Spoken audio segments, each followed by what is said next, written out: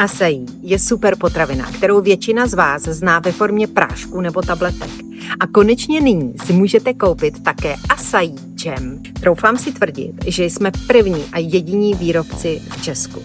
K acai mě přivedla před lety dcera a jeho chuti jsem naprosto propadla v Brazílii.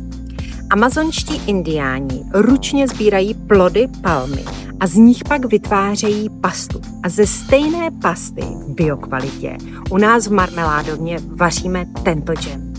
Když se mě zeptáte, jak chutná, tak odpověď není jednoduchá.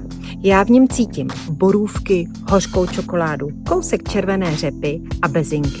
A pokud k tomu přidáme všechny ty bonusy typu nutriční hodnoty, obsah vitamínů a antioxidantů, tak je jasné, že vznikl super džem. Proč to dělám?